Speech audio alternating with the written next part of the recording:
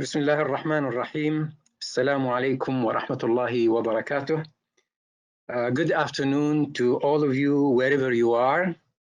My name is Saeed al-Sheikh and I'm the lead co-chair of T20 Task Force 1 Trade, Investment and Growth. On behalf of Riyadh Economic Forum, we're delighted to invite you to a web meeting entitled World Trade Organization Challenges and Reforms. It is my honor, and I'm delighted to welcome the lead authors of the policy briefs that will speak in this webinar. It is also my pleasure to welcome all the participants joining us for this important topic and timely discussion. The World Trade Organization faces an existential crisis, and the COVID-19 pandemic has further aggravated the crisis. The institution, which is meant to be the foundation of rules-based trade, is currently struggling to persist as the place where rules are negotiated. The WTO dispute settlement system, which provides an enforceable means for members to resolve disputes over WTO commitments on obligation, is about to go out of business. Supporters of the multilateral trading system consider the dispute settlement mechanism an important success of the system. At the same time, some members believe it has procedural shortcomings and has exceeded its mandate in deciding cases. The demise of the appellate body will eventually undermine its ability to enforce rules. While global supply chains and technology have transformed international trade and investment, global trade rules under multilateral arrangements have not kept up with the pace of change. The issue of industrial subsidies, which leads to unfair competition and market distortions, is creating tensions between major countries. Accordingly, many countries have turned to negotiating free trade agreements outside the WTO, as well as plurilateral agreements involving subsets of WTO members rather than all members. The current fragmentation and investment agreement is no longer tenable. WTO members should strive for a comprehensive multilateral investment agreement covering both substance law and procedural law matters. Besides addressing jurisdictional concerns and considering the creation of an institution to support such a multilateral agreement. Sufficient conditions now exist for a continuing deterioration of trading relations, thus creating a serious trade war with unknown consequences. This scenario can be avoided if trade relations are based on agreed rules enforced by an effective mechanism.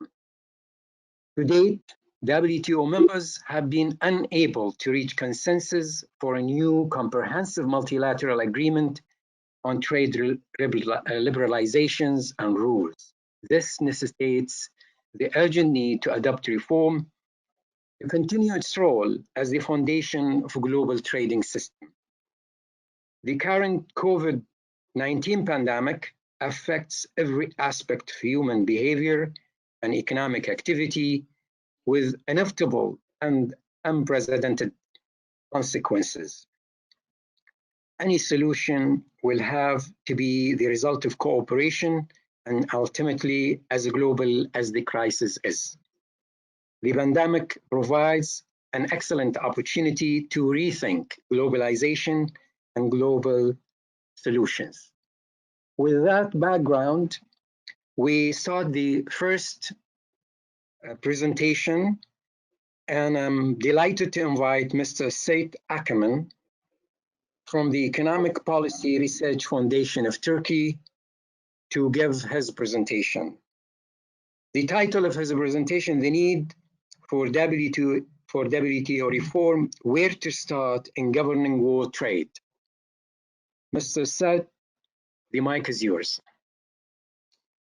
Thank you very much, Dr. Saad Al-Sheikh.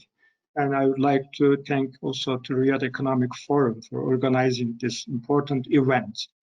And I'm very pleased to be here with you to discuss what we have done during the T20 process on the WTO reform issues with my colleagues. If you permit me, I would like to share my presentation.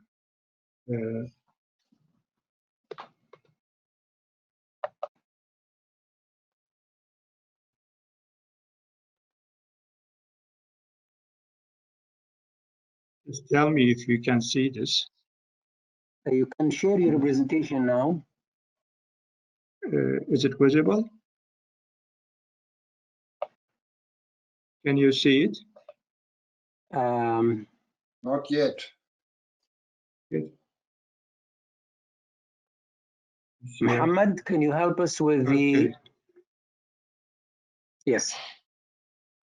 Oh yeah, it's there. There? Okay.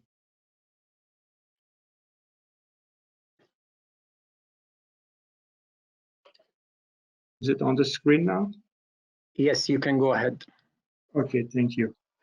Now, we just wrote a paper with colleagues of mine, including Axel Berger, who's present today, and Andreas Freitag, Peter Draper, Fabrizio Botti, Piercarlo Padoan, and Claudio Schumacher, on the challenges WTO is facing and also the reform proposals. And we just tried to assess by bringing some recommendations. Let me start that. As you rightly mentioned, the WTO currently faces an existential crisis and calling for some substantial reforming. But it's not only the WTO itself, but the multilateral trading system actually is under threat. So what is the major challenge we see? Its rules have been hardly adapted to global economic dynamics, to global economic changes, and the procedures with respect to rulemaking require some revisions. And furthermore, another of its major function, the dispute settlement, WTO's most successful leg, we can say, runs into difficulty as its appellate body was diffused by means of non-appointment of its members recently since December 2019. There have been some piecemeal approaches actually initiated by the EU and others, but still we need a much stronger and firm trade dispute settlement system. These challenges actually reflect confrontational issues. Maybe behind the background, we should see that these are embedded in a changing global geopolitical landscape, particularly between the advanced market economies and those with state capitalism, mainly represented by China. So the trading system requires a new rule book, and we need to have more agreed rules. That actually prevents trade wars, as you, Dr. Al-Sheikh, very rightly mentioned at the beginning. But agreeing rules, or just having new rules in the system to deal with the challenges or to deal with new issues is not an easy process under the WTO culture. The WTO is a member-driven organization where essentially all member states are equal. This is something good for all the member states. On the other hand, all decisions are taken by consensus, which in practice is no longer functional and requires some kind of improvisations. And I think we have to, the member states are agreeing that they have to make the WTO more responsive to these transformational developments, and they bring several reform proposals. However, I see that these reform proposals have differing views as well. So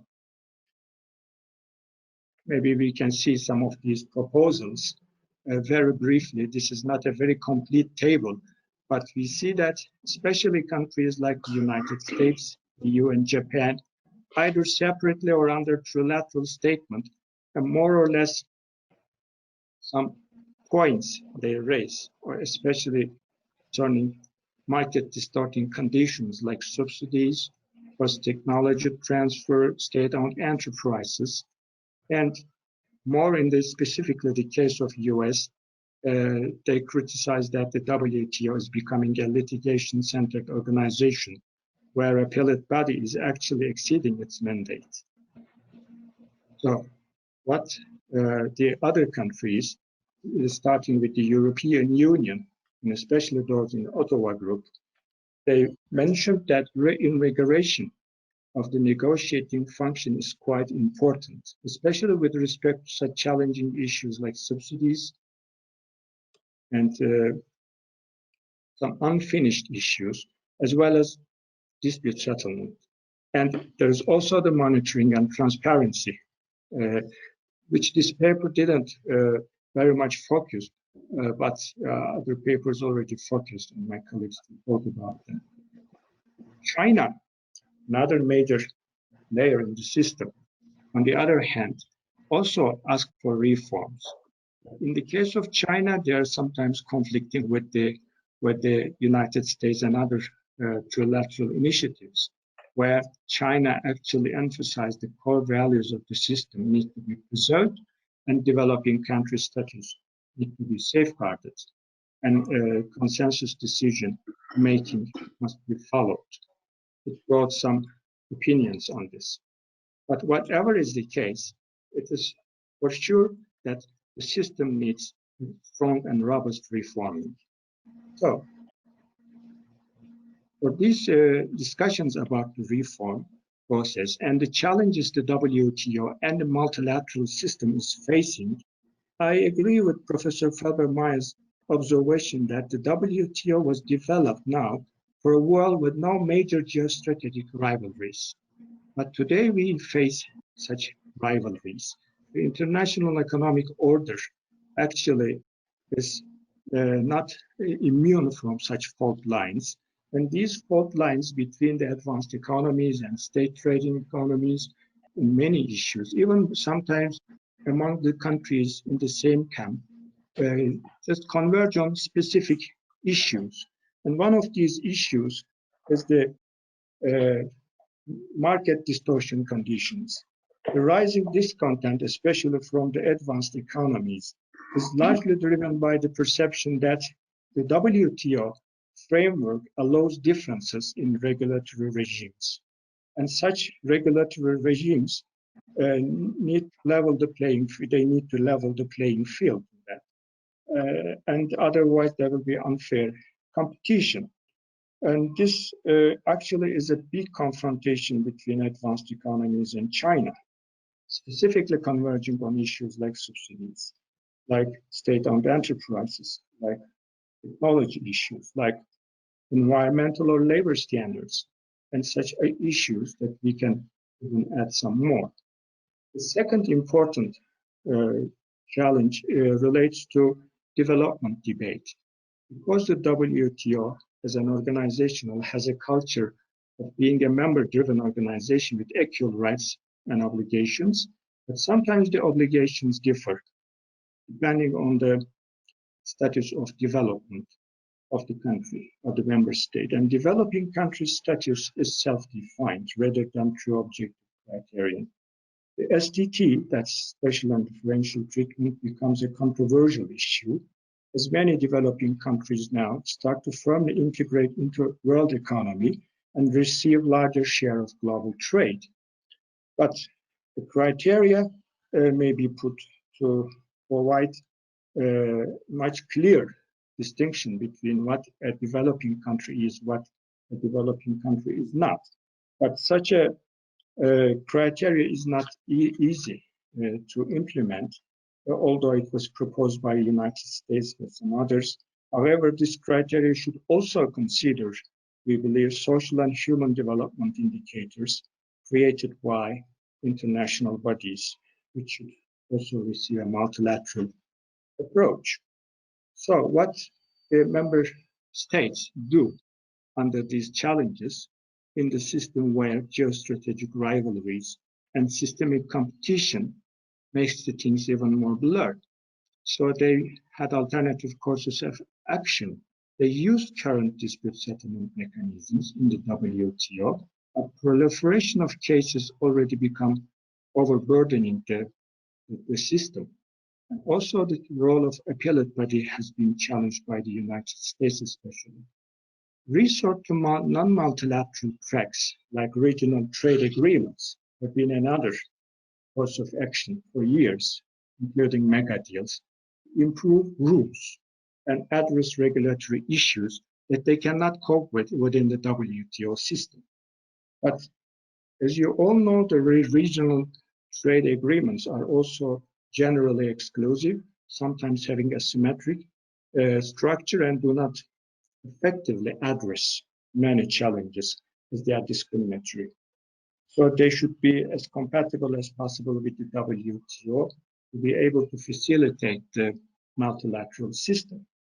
The third action or option has been the unilateral sanctions, typically proposed by the national laws like Section 301 of the United States Omnibus Act, which addressed unjustified, unreasonable, and discriminatory practices of others in order to deter the trading partners that are deemed to be violating the rights. But this is actually far from the WTO understanding and culture and distorts and further erodes the rule-based trading system. Another course of action that has been followed so far, it also we proposed that could be further explored in the G20 context and also in the WTO context, is to opt for plurilateral agreements to counter the difficulties in the consensus decision making. This has been the case for several issues, but which could also be further developed in some other issues that need rules and new regulatory provisions.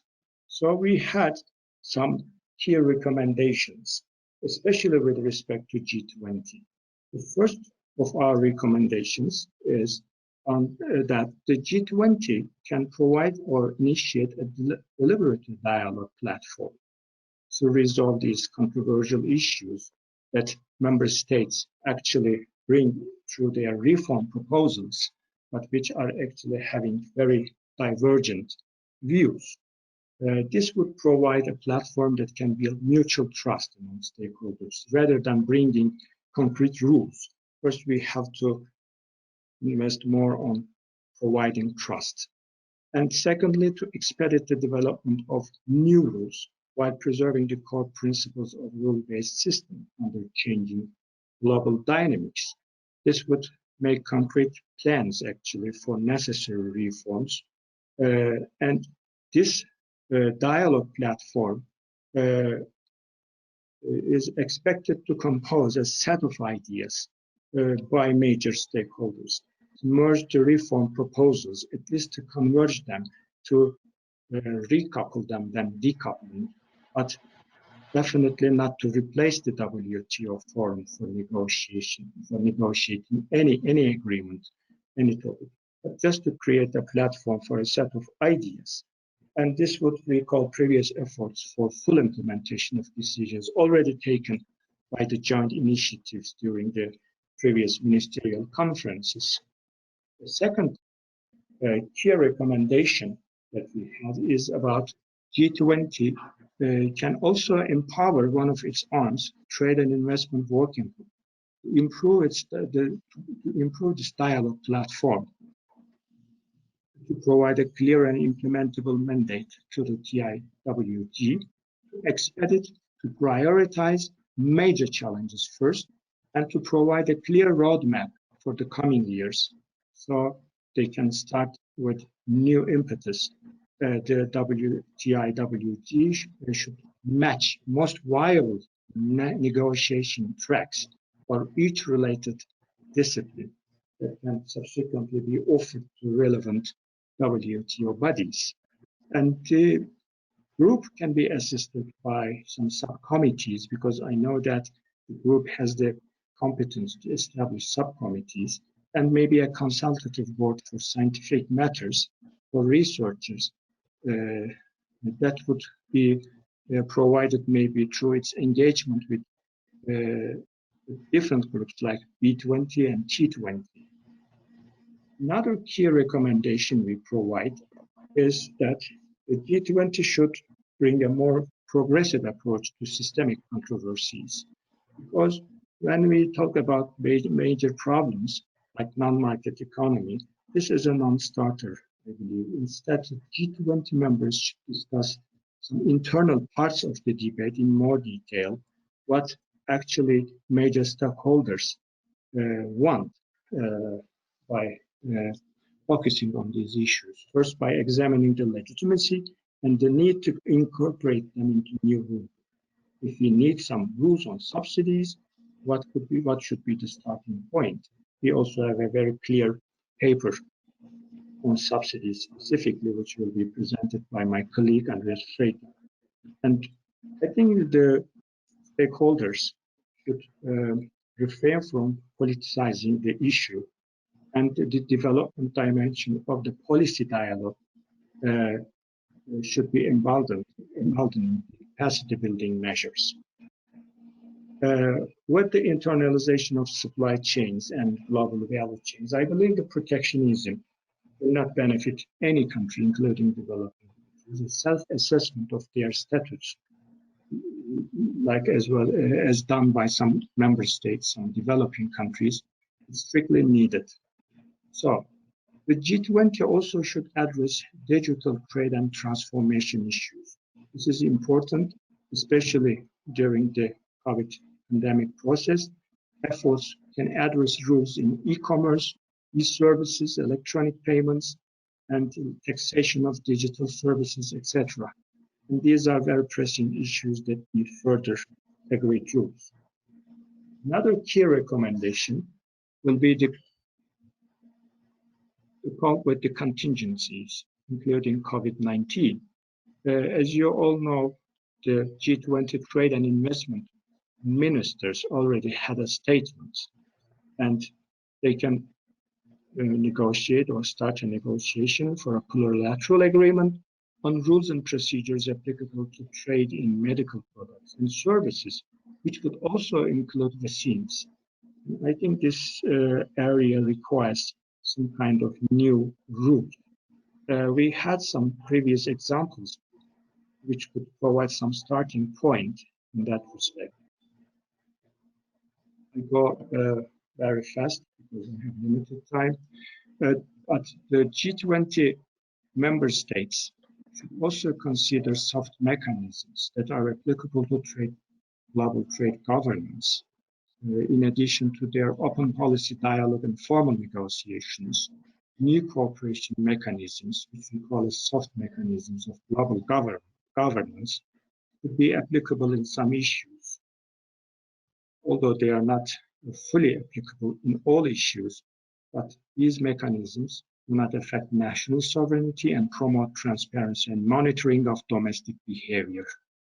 And beyond the consultation, simple consultation, the involvement of business community is also very important here in a more formal engagement process. Some further recommendations that we studied in the paper relates to assessing the possibilities of achieving consensus, because consensus making is very difficult and tough in many issues. It is better not to remove consensus making, but to make some flexibilities. One way could be a blocking minority where consensus is only broken if countries that constitute a critical blocking mass can reject the decision. I think this requires some kind of revision in the WTO agreement. And open plurilateral agreements could also be considered. And plurilateral agreements are becoming very much important to focus on that. But as we can also see that voting procedures have not been explored or used to date to because of overwhelming support of members for the consensus principle. And these voting principles should also be considered. Maybe TIWG can establish a subcommittee focusing on plurilaterals and these procedures to examine the criteria for success. Another key recommendation we had is to foster a dialogue among T20 countries for more transparency, monitoring, and institutional renovations in the WTO, especially with respect to technical and procedural reforms that should be pursued to preserve and improve the functioning of the WTO.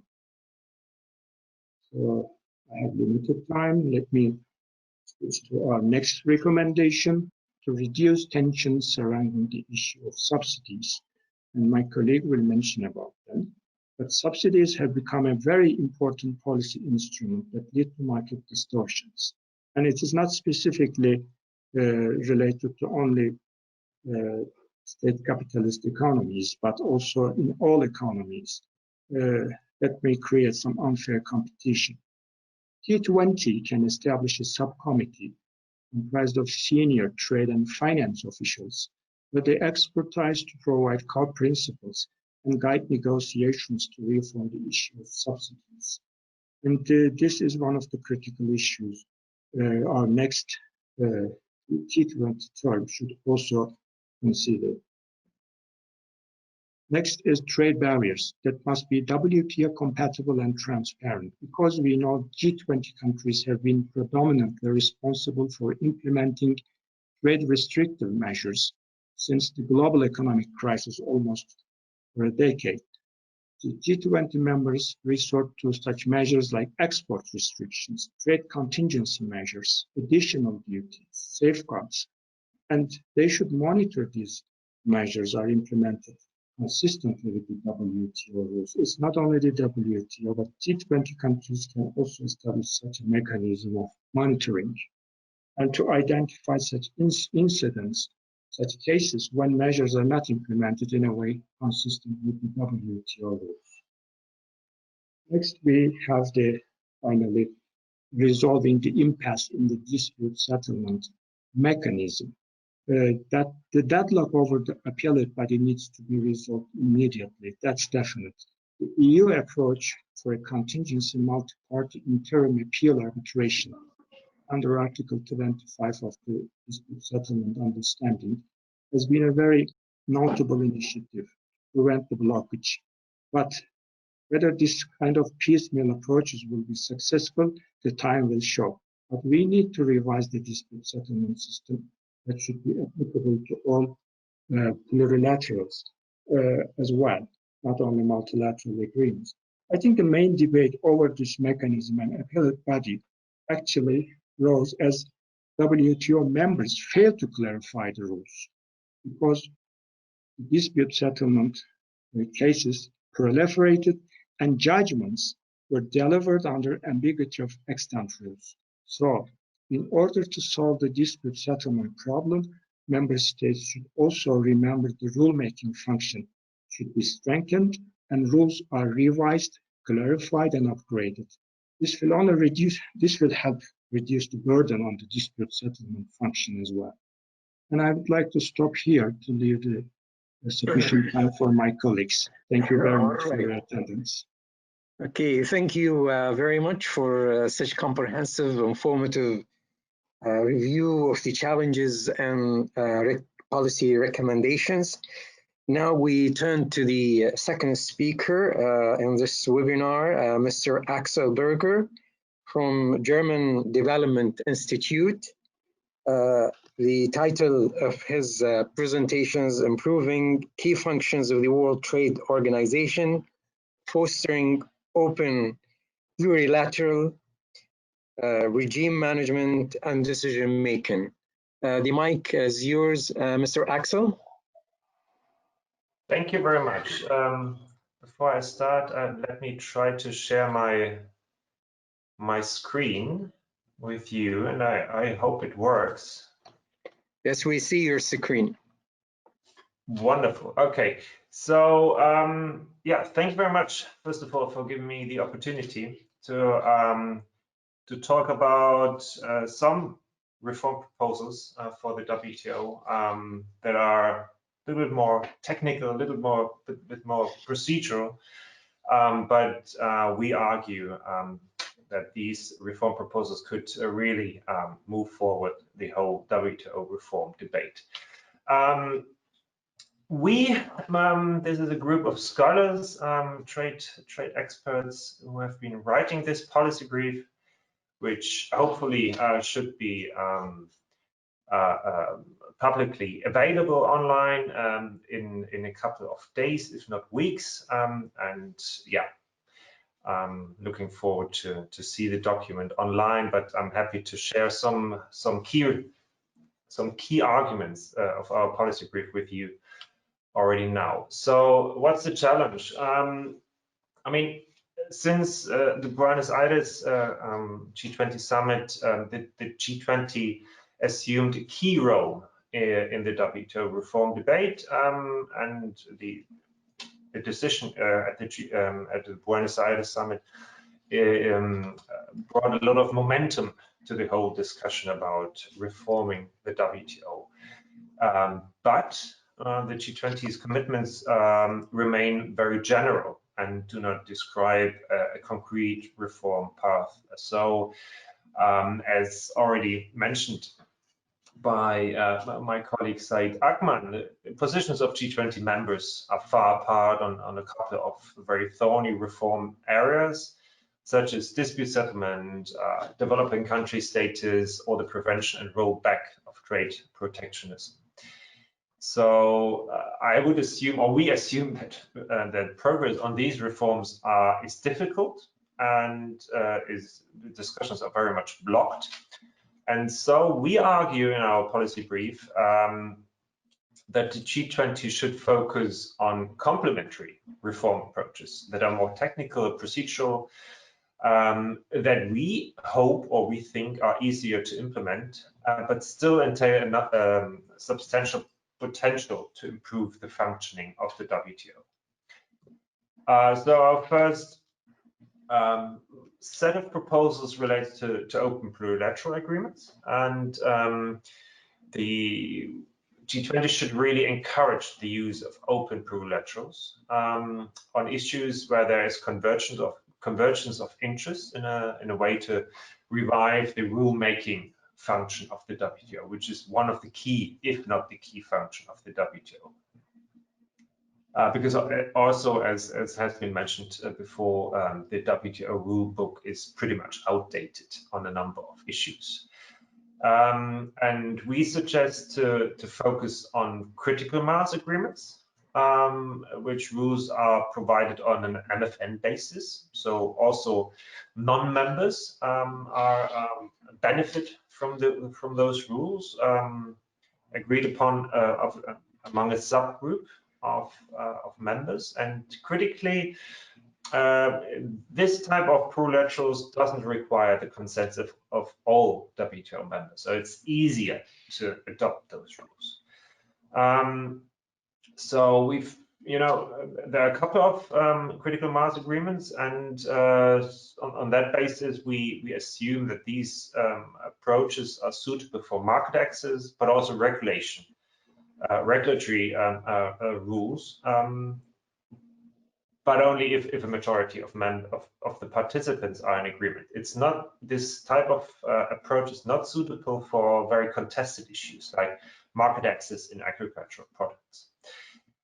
We've seen some movement in this area since the last ministerial meeting in Buenos Aires 2017, where members adopted the so-called joint initiatives on investment facilitation, where there's a lot of momentum, also on e-commerce, but also on domestic regulations and services, for example, or medium and small and medium-sized enterprises.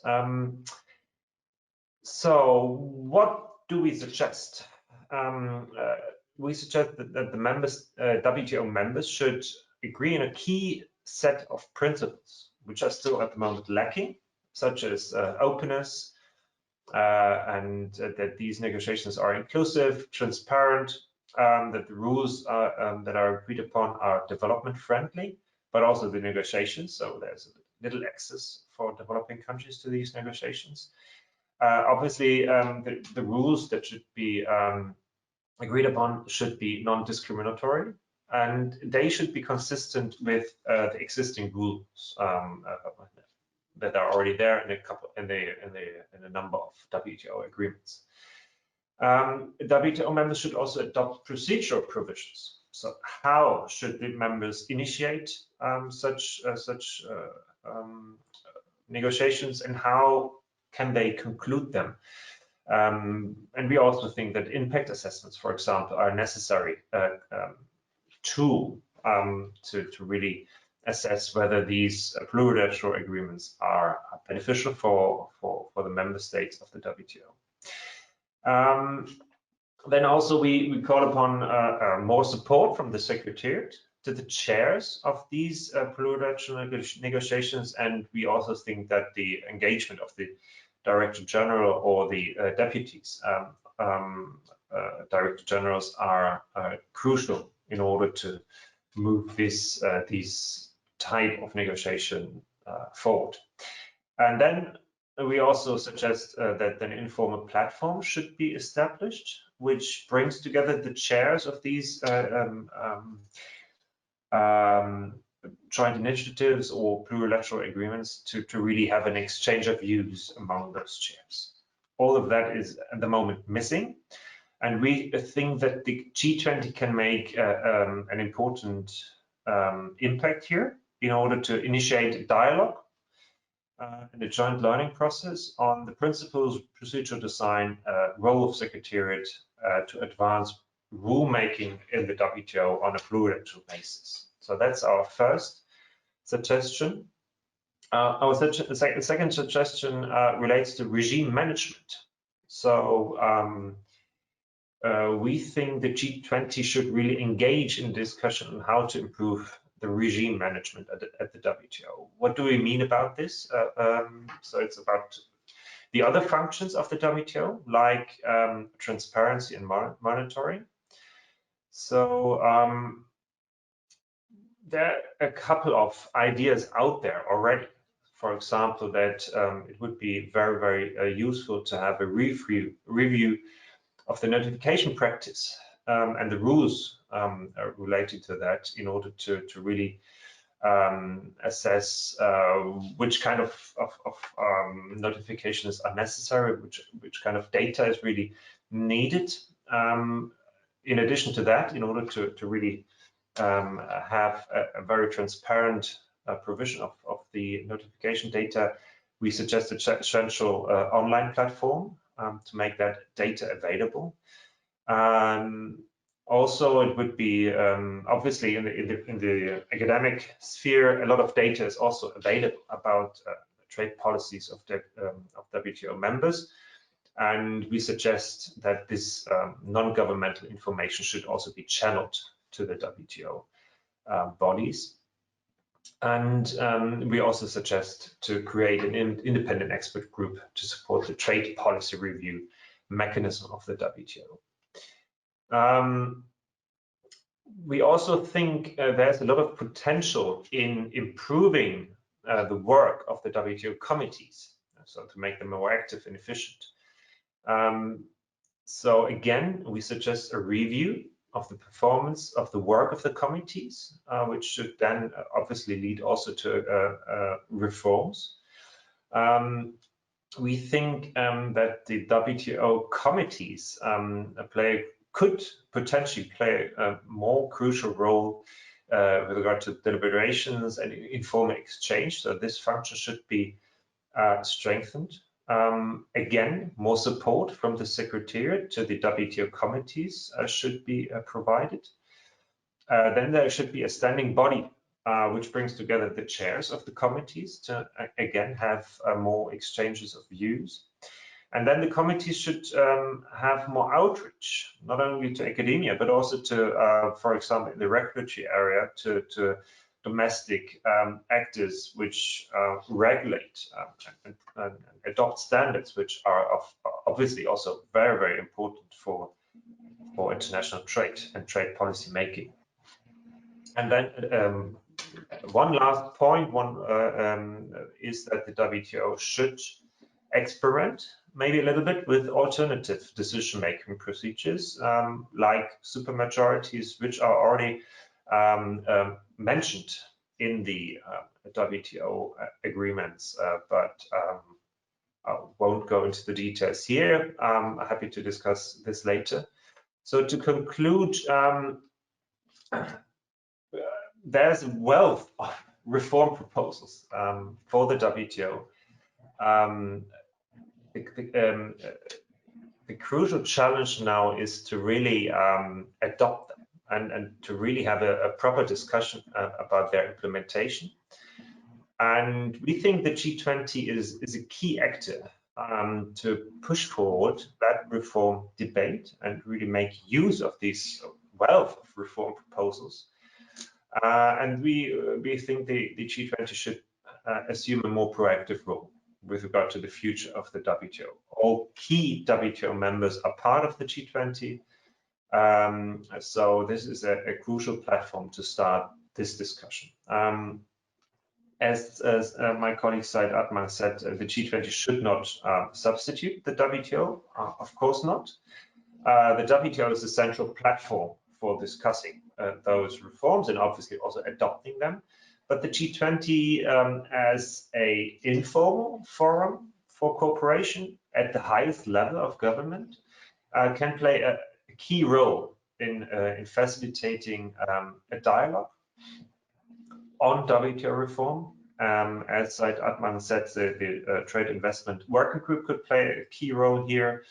And so it's really about having dialogue, having a concrete path, a multi-year path on WTO reform discussions. And it's also important to bring more actors and stakeholders into this discussion. So as Said Atman already mentioned, I would also think that it's a very useful idea to really engage actors like the B20 or the T20, but maybe also the C20, the civil society, in those debates.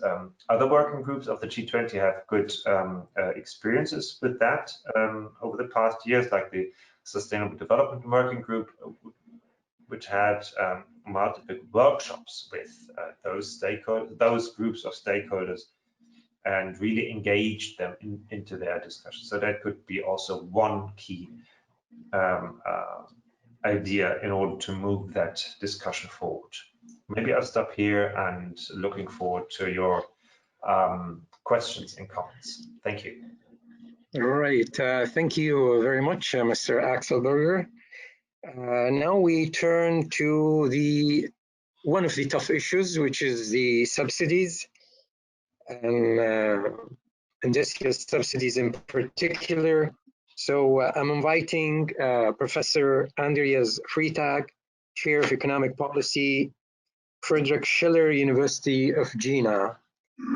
The title of his policy brief, Industrial Subsidies as a Major Policy Response Since the Global Financial Crisis, Consequences and Remedies.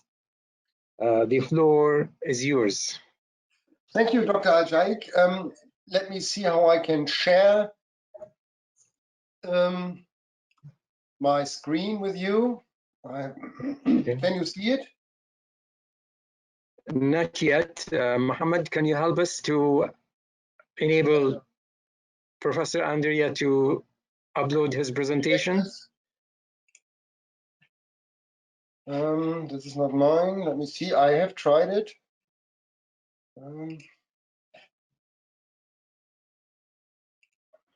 So let me see how it works. Otherwise, is there anything? If you click on it, it should go on immediately because you are enabled now. All right, let me see. Do you see it? Not yet. Let me see. Something is. It says I have to enable it, and I do it, but it doesn't work. What I can do is I can. Mohammed, are you here? Mohammed, Mohammed? Yes, you can use the third icons at the top is for share screen under webcam. Share screen. Is there an icon for share screen? Let me see that. You see the icon for microphone? I see the icon for the microphone, yeah? Ah, there. Yep. It's probably there. Let me see. Show screen. Huh? Is it now visible? Not yet. Not yet. Huh. Did you click on the show screen? Yes, I did. Übertragen.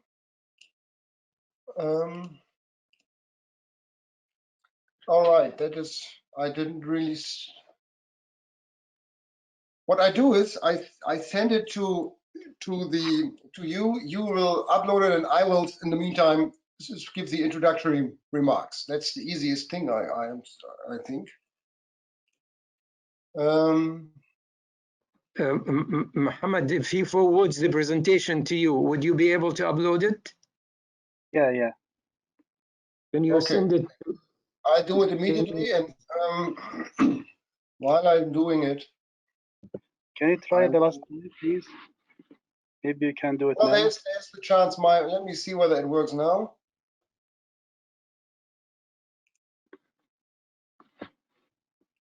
Can you see something?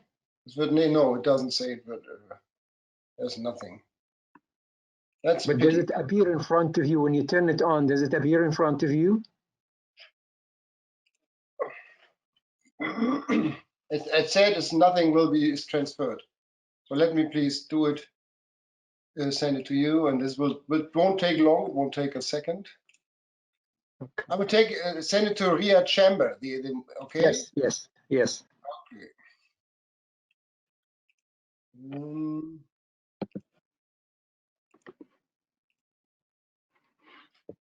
And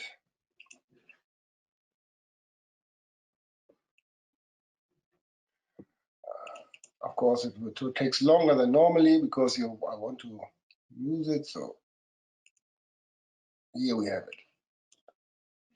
it. Okay.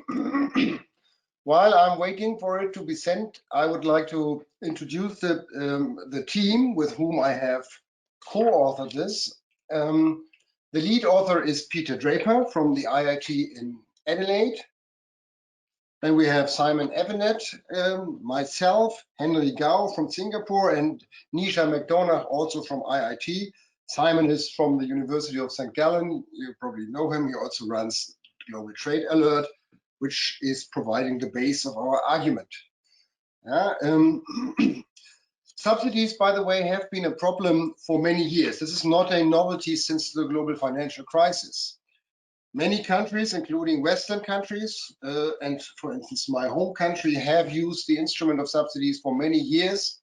Subsidies have proven to be distorting, not only internationally, but also domestically. And therefore, tackling the issue of subsidies is of enormous importance.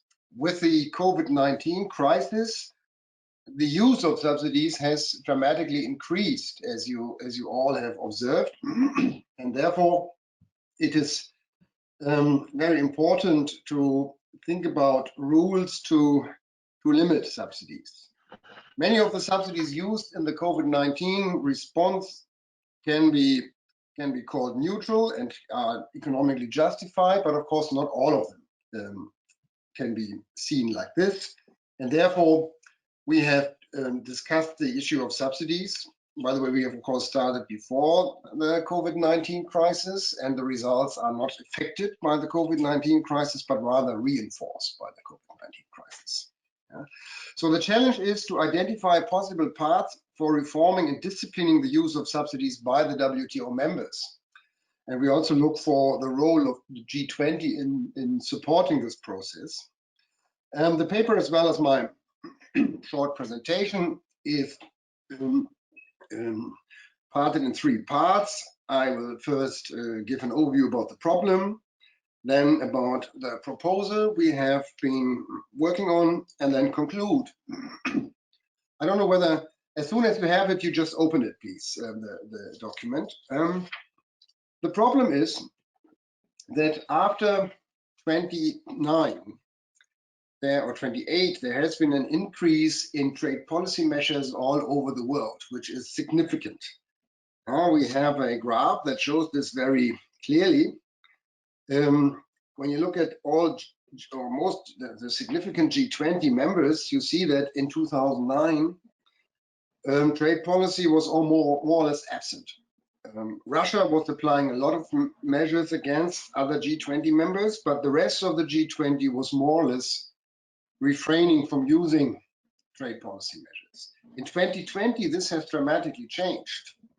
Now it's only 3 countries that are very moderate. These countries are Japan, Mexico, and South Korea. So since we have the observed the financial crisis in 2008-9, we have a significant increase in the use of trade policy measures in general. In fact, we have within the G20, we can have, there's a report of about 14,000 policy interventions favoring domestic firms over foreign firms, and 14,000 in the G20, which means more than 600 per country, and less than 5,200 liberalizing measures. At least there are still some liberalizing measures, but not very many. And this is not only a G20 problem, but this is the data for G20. And what we also see is, when we look at global trade alert data, that about 6,300 subsidies have been implemented by the G20. And these were, when we look at subsidies, this includes financial grants, subsidized loans, and tax relief. This is important because governments often report subsidies not comprehensively. They, for instance, not report tax reliefs. But there is no cash flow involved, so it's not a subsidy. They don't report that money that people have to pay for services without being asked. This is not a subsidy because there's no cash flow, but of course it has elements of a subsidy. So we can see that there is an increase in subsidies implemented by the G20. And this has also been added by some failures in the WTO, already mentioned here indirectly, namely there's a fall in subsidy notification by the members. So the members fail to report all their subsidies. And there's also very limited litigation within the WTO dispute settlement mechanism. The reasons have been laid out by Axel and Said before. So we have the situation that after the global financial crisis, the use of subsidies has dramatically increased. We also have the situation that when the situation improved, we faced a new crisis. And now we have to look for ways to overcome this problem. And our proposal, that would be now topic 2, has 4 elements or 4 directions, which I will discuss in a minute. If I'm too fast or you have a question not related to the substance, but say to understanding, please let me know. So we speak about the process. How can a reform proposal be organized? We speak about principles. What are the fundamental principles underlying this reform process? Then we speak about the line of negotiations. What are the sectors we speak about? What are the kinds of subsidies we speak about? And then, of course, we also must have an understanding about the size of subsidies, which is not easy. Let me start with a proposal with the process of the proposal, and this has already been mentioned by Said Akman. The G20 should establish a subsidies reform subcommittee. And these should comprise senior trade and finance ministry officials. We also would like to see some, say, academics who have no interest at all, who are neutral. And the scope and timing of this committee should be sufficiently broad, a multi-year undertaking. Shouldn't be only working in the next few years, but maybe for the long run. We would suggest that the subcommittee is located, or at least the meetings take place in Geneva, because in Geneva we have the critical mass of trade-related people who are interested in trade issues. And so there's a link to the broader WTO reform discussions. And you can use the informal channels which are already there for the discussions and negotiations, which are then hopefully starting. So there is also a set of core principles which I find very relevant. First, we suggest to focus on subsidies that create negative cross-border spillovers or effects on trading partners, and not include those that also have negative distortions, create negative distortions within the own country, because this is not in the, so therefore for other countries it's not in the interest to save a country from domestic distortions, and it's a clear understanding that it is seen unfair to distort foreign markets. Yeah. We also have to distinguish subsidies, namely those who that have the negative cross-border spillovers, from those who may be legitimate because of social or allocative considerations, like research and development, and those that have positive spillovers. So we have to clearly define those which are negative and distinguish them from those that are acceptable. One principle is the principle of competitive neutrality, non-discriminatory, we can also call it non-discrimination. Then one principle is a cap in the growth of subsidies and regular reviews, for instance, every 5 years, so that even if we can't completely erase subsidies, we might limit the scope of subsidies. Of course, there must be consensus of how to treat developing countries, special and differential treatment. And there also must be some consensus about the use of defense measures in order to protect your own economy from subsidies of other countries. This should be then all be based or organized within the World Trade Order. These are the principles we would like to see applied. Then let's move to the line of negotiations. And our idea is that the distinctive factors are the kind of subsidies, payments, tax reliefs, or sectors. So we suggest that one discusses this sector by sector. And finally, it is necessary to define the stock of subsidies and the scope of subsidies. That means first that we must engage in a discussion of the definition of subsidies, which is complicated enough, as I mentioned earlier. This should be best done in an international or multilateral attempt involving multilateral institutions such as the OECD or the WTO. So the measurement should involve these institutions, because measurement, of course, is key here. If you under-report your own subsidies, which is a tendency that governments often follow, you downplay the problem.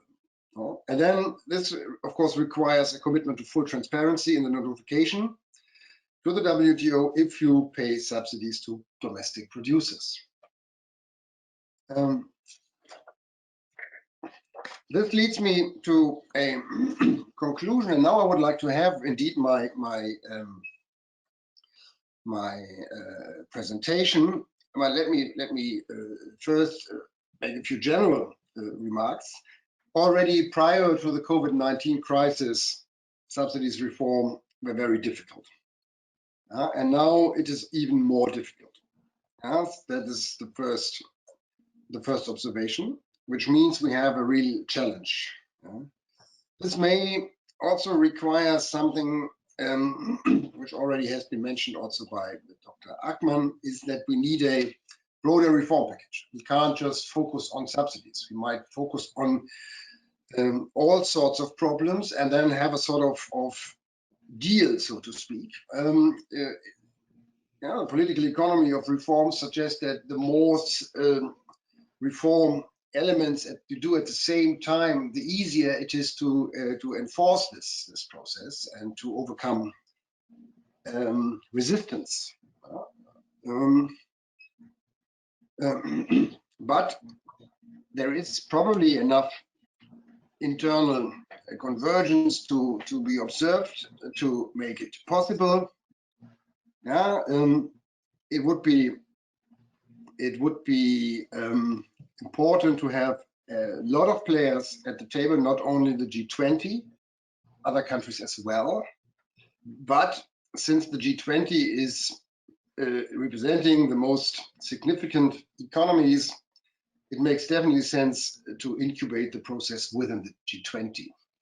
And what I wanted to show you at last is a table which is in the annex of our paper, which shows you the problem we face.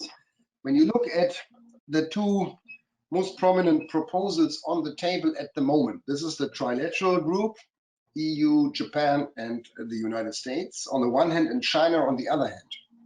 And you see what these groups regard as key issues and key policy recommendation. You see that there's almost an entire contradiction between the two. So, for instance, industrial subsidies are seen as an issue in the trilateral group and non-issue in China. Anti-dumping is seen as an issue in China, not as an issue in the trilateral group. Agriculture is seen as an issue in China, not by the trilateral group, at least in with a grain of salt, so to speak. Or if you would like to look at the recommendations to expand the list of prohibited subsidies, is in the interest of the trilateral group, not in the interest of China. The burden of proof would be reversed. Again, in the interest of the trilateral group, not in the interest of China. More incentives for subsidy notification in the interest of the trilateral group, not in the interest of China. Expand the list of non-actionable subsidies, subsidies which are not subject to negotiations anymore, is in the interest of China, not in the interest of the trilateral group. And I think I should stop here, but it's just to show you, and you can go through it, it's almost completely so, that we stand at the beginning of a very, very complex process. And this also requires that we stop the blame game and start negotiating within, for instance, first the G20, then expand it towards the WTO. I apologize for the technical inabilities. It is really sorry, but I have no problem if you send around the presentation to all participants. You now have it. Thank you very much for your attention, and I look forward to a discussion. Thank you very much, Professor Andrea. I think you managed to do very well without the presentation. Thank you. You're very clear to the point. The subject of investment and also, challenges facing investment and dispute related to investment is also of concern. And now I'm inviting Professor Lucas Mastelis, Queen Mary University of London, to reflect on that topic. The title of his presentation, Reforming Investor-State Dispute Settlement and Promotion of Trade and Investment Cooperation. The floor is yours, Professor Lucas. Thank you very much. Can you see my slides? Not yet, but I think you should be enabled already. And Mohammed, will you be able to enable to upload the presentation of Professor Lucas? I think it's should be just about right now. Let me see. Show screen. Just give me a second. That should be.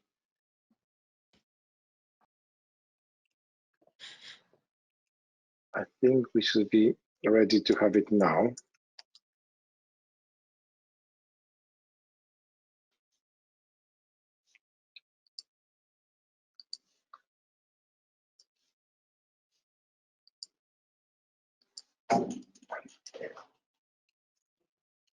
Can you see or not yet? I don't see it myself. But Okay. do you see it on your laptop once you open it? I do. I think I do see that myself. And what I also get is that in terms of presenter, you have been made a presenter. Okay, now I'm allowed to show it. Main screen.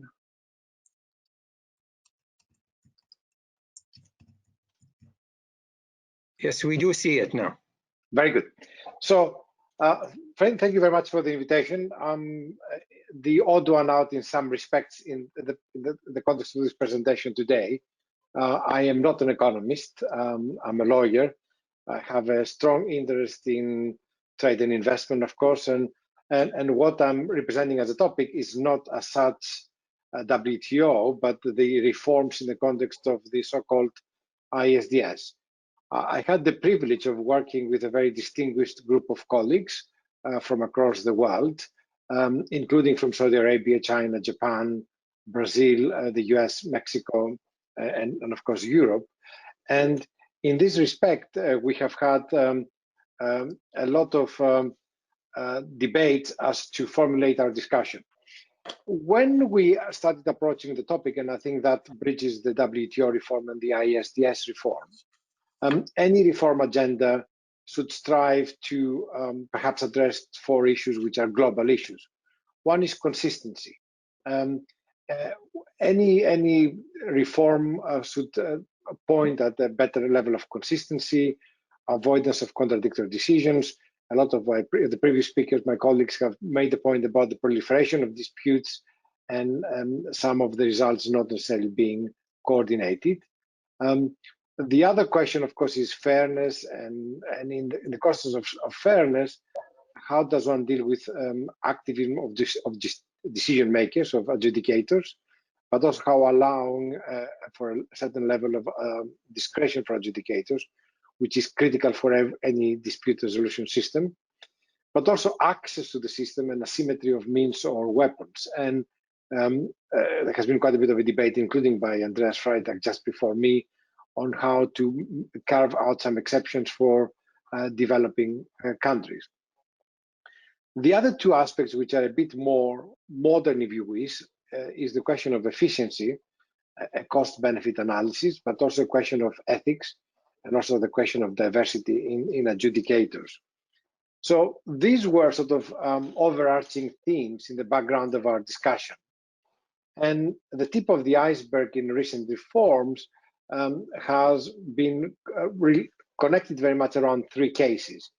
The ACME is a particular European issue where the European Court of Justice, or the Court of Justice of the European Union, has really more or less with a single decision of about 11 or 12 pages declared all of the intra-EU BITs, or rather the clauses of the dispute resolution clauses in intra-EU BITs as no longer tenable, as they would disrupt the European harmonization. and the internal market. The other two cases are perhaps of much more global appeal.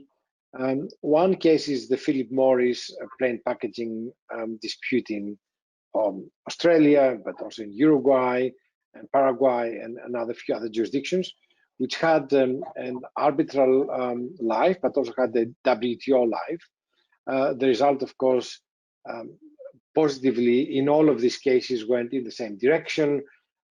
States enjoy regulatory freedom and therefore have the right to regulate, even if this regulation will interfere with certain rights of investors and trade in the territory. In the case of Philip Morris, of course, the plain packaging, the broader agenda was public health. And when it comes to public health, of course, it's appropriate to allow the state to regulate in the right direction. The middle, of course, point in the case of UCOS, labeled as the biggest ever ISDS case, where the Russian Federation was condemned by a tribunal to pay 50 billion in damages for actions that the Russian Federation has taken, or agencies of the state have taken, in respect of UCOS, at some time one of the top 10 oil and gas companies in the world. The Russian government view was that there were significant tax issues and tax irregularities that would mandate that. The case is not entirely settled because there's still ongoing court proceedings in that respect in the Netherlands, but they highlight the ability of arbitrators to deal with very significant cases and to award damages which are much higher than what a domestic court would ever do. So in this then sort of direction of reform, UNCITRAL, the United Nations Commission on International Trade Law, has a working group 3, that looks at ISDS reform, but there are also discussions in the OECD, in UNCTAD, and also in ICSID, the International Center for the Settlement of Investment Disputes. So the options were either to do nothing or to look at the system where ISDS can be improved and perhaps restrict the discretion or the activism of adjudicators, but also look very much more about how adjudicators are being selected. There has been a discussion of having ISDS but introduce an appellate system, perhaps across the lines of the WTO appellate body, with a permanent body that will deal with appeals. There's also discussion of scrap the current ISDS and introduce the multilateral investment court or international court system. That's an EU proposal. And of course, get rid of arbitration in that sense as we know it. Of course, there's also the very extreme view, scrap everything, no BITs, no free trade agreements, or with investment chapter and or investment dispute resolution, and leave everything to national courts. In trying to sort of see how things can develop and where things can go, I'm often inspired by things that we read, and I was spending quite a bit of time in the recent year in the context of another book looking at moral philosophy and particularly Aristotle. And I've taken here the Raphael School of Athens as a background picture that doesn't involve Aristotle as such, but it goes the option. So Aristotle takes the view that justice is the only virtue that seems to be another person's good. For it's related to another, for it does what benefits another. That comes from the Ethics Nicomacheia. So justice is not just a matter of fairness, but rather of helping another. So therefore, justice in the Aristotelian context is corrective, and that is the traditional commercial arbitration, ISDS. Somebody is wronged, therefore has an entitlement to compensation, and the dispute system is being activated. The bigger debate has been as to whether justice can always be corrective or can be distributive, because WTO has essentially a distributive justice system. If a proceeding is initiated, it benefits not the one or two or three companies that have been wronged by subsidies or by anti-dumping, but it applies to everyone who could get the same benefit of the decision, while we don't have that as yet as in ISDS. So this very much of whether we use an Aristotelian moral philosophy or a distributive justice system is a bigger issue of debate. And in a survey that Queen Mary has conducted together with the Corporate Council International Arbitration Group, which is a group of primarily multilateral companies, but we have also accessed smaller companies, we tried to look at how important it is to have access to arbitration or access to an ISDS system. And you will see that this is quite important, but the most important aspect for investors is the predictability of the legal environment and the stability of the legal environment. That's where almost 4/5 would be putting it at a particularly critical matter. But if one looks the first, the availability of ISDS, but also the availability of a contract-based protection, sort of the ability to design your contract and the ability to have in commercial arbitration, these things are also quite critical. So investors, and facilitating investment is an important aspect, they do consider ISDS and commercial arbitration a substantive benefit that they can derive once they invest, but the predictability of the legal environment and the stability of the legal environment is marginally more important. So our working group has felt that the problem in recent years has been not unfairness, but the fragmentation of international law. The fact that we have so many bilateral investment treaties, in excess of 3,000, and with treaties being sort of terminated, but also starting at every given year, including in 2019, which was a year when the ACME consequences, the ACME decision of the European Court of Justice were first felt.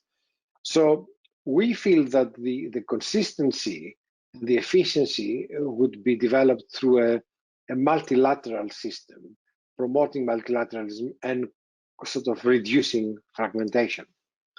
So our task force specifically looked at what can we do to ensure multilateralism and reduce fragmentation, how we can ensure that the stability that investors seek is linked to upholding the rule of law, and also enhance investment protection and promotion. And we do take for granted that the direction of travel is less on investment protection and promotion and more on investment facilitation and investment regulation. But we do feel that these are not inconsistent objectives. So the experience with protectionism and regulatory nationalism that we have seen in recent years has potentially a damaging effect on foreign direct investment. And if one looks at global problems, including COVID and vaccines, for example, that could be developed, it is important that we have an open and inclusive trade and investment system that enhances trade policies, but also allows small and medium-sized enterprises to enter into this competitive investment market. Arguably, multinationals don't need it as much. So we have looked to develop a series of recommendations which can form policy guidelines, and also look at how we can develop capacity and how we can empower people and SMEs.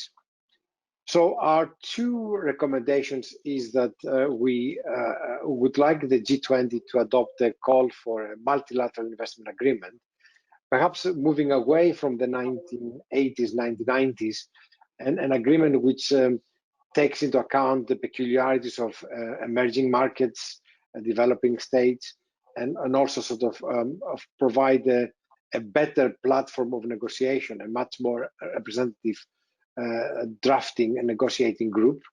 And we would like this multilateral investment agreement to look at both substantive law and procedural law, but also look at jurisdictions, jurisdictional concerns, and that would cover both investment regulation, but also investment promotion, protection, and facilitation. And we do think that an ISDS element, which will have not just arbitration, but also have mediation, would be critical in this context. We also would like to have the G20 to support the creation of a new center to support that debate, and perhaps that agreement once has been created, which is based in a G20 country, but ideally outside one of the traditional ISDS centers, the UK, France, or the US, where there's some concerns about sort of their empathy for developing countries. And that's where I will stop my very short intervention. I think the debate between WTO reforms and ISDS reforms have the capacity of being aligned, and I think there's a newly a new impetus on multilateralism and reduction of fragmentation. Thank you, Professor Locus. Let's see if we have some questions from the audience.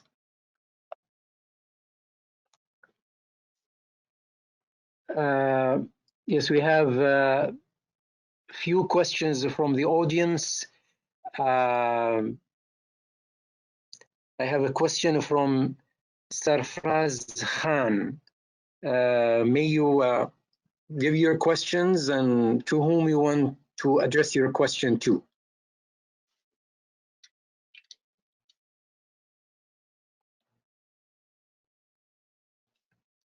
Muhammad, would you enable the asker to ask his question?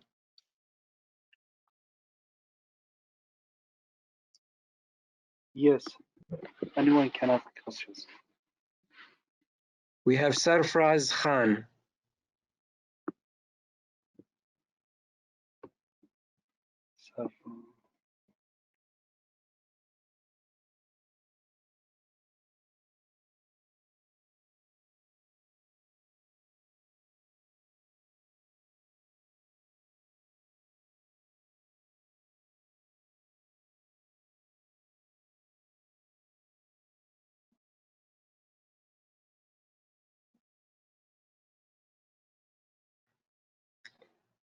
Has he been enabled? Muhammad? Yes, enabled now. Okay.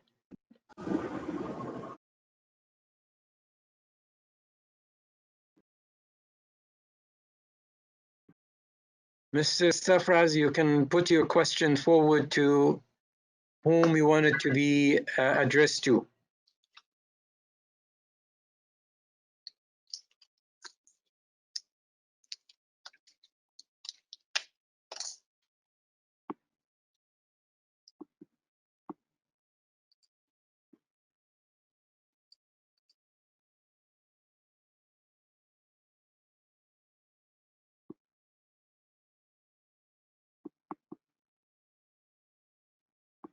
Muhammad, has he been enabled? Yes, Sarfan, he can talk now. Sarfraz, you may speak now.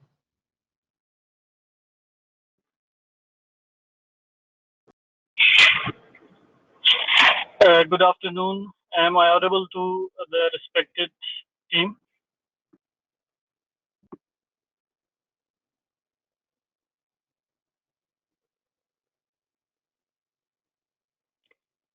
Your voice disappeared. Try again, please.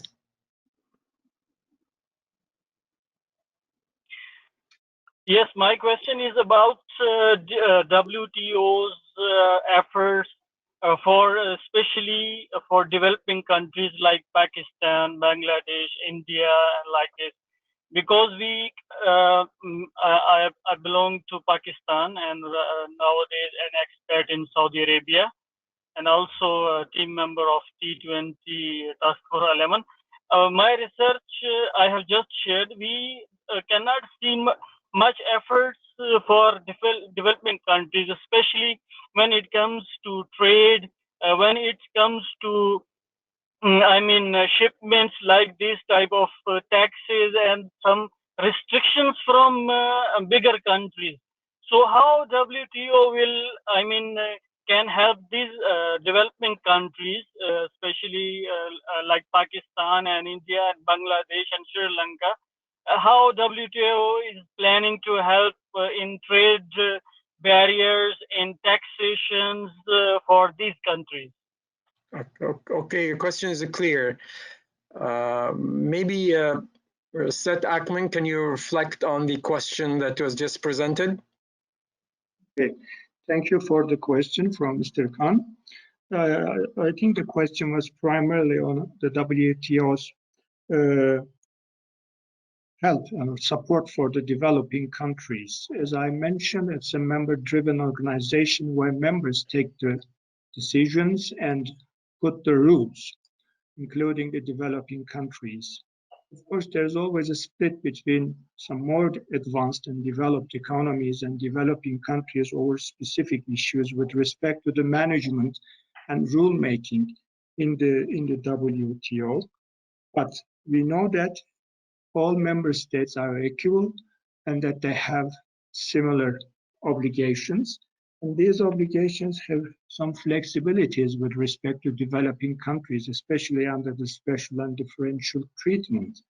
This is, by a category, is a kind of support for the developing countries already. There is also the case of trade for aid and aid for trade, and some developing countries also get under special schemes relevant to WTO or outside the WTO scope as well, to get some technical support with respect to the implementation of the regulations, their obligations under the WTO, some technical support and assistance. WTO also has specific scheme for developing countries to support them for these technical terms. Overall, the WTO's role is actually is to provide the predictability and stability through the rules. And I think this is categorically also a kind of support for any kind of member state, including developing and developed economies. All right, thank you, Mr. Seth Ackerman. In the remaining time, I have a question maybe to Axel Berger. Axel, what happens if the WTO members cannot agree on reform proposals? What will be the fate of WTO? That's a good question. Well, we see already that that a lot of trade policy making takes place outside of the WTO. So we had a discussion in previous years, if not decades, about regional trade agreements or bilateral or regional free trade agreements. And at the moment, a lot of momentum is on the unilateral level. So many countries are adopting unilateral measures on trade policy. It's not only the US, but obviously that's the emphasis, and that's obviously weakening the role of the WTO. And so if members are not able to agree on reforms, you know, if not on the big issues, then maybe on the more technical issues, then we may see that the relevance of the WTO is further weakened. And I would not assume that the WTO disappears, right? But it's losing in relevance. And this, I must say, is in particular worrisome for smaller countries, small open economies, and in particular also developing countries, which really depend on a trading system which is based on rules, which is based on the non-discriminatory principle and the MFN principle. So that would be really a worrisome development, and that's why I think the G20 has a lot of how do you say, there's a lot of responsibility on the shoulders of the G20 countries or policymakers in the G20 to really move the WTO reform agenda forward. It's not easy. It's not being solved during the Saudi Arabian presidency. It's not going to be solved during the Italian presidency. So it's a multi-year agenda. And and that's also important that the G20 presidencies in the next few years put a strong emphasis on a continuous agenda to reform the WTO. All right, thank you, Axel. Now we're running out of time. In the last couple minutes, I would just would like to conclude this webinar session with extending my thanks to authors who presented their policy briefs and recommendations. And I'm also very grateful that they managed, to stick to the limited time we're given to deliver their talks. I also extend my thanks to the participants and also to Riyadh Economic Forum for hosting this webinar. Now I would say goodbye to all of you and thank you very much again. Thank you. Bye-bye. Thank you. Thank you very much for organizing this. All the best. Thanks. Thank you. Thank you. Thanks. Thank you. Thank you, Mario, very much for arranging that great brainstorming event. Thanks a lot. Thank you.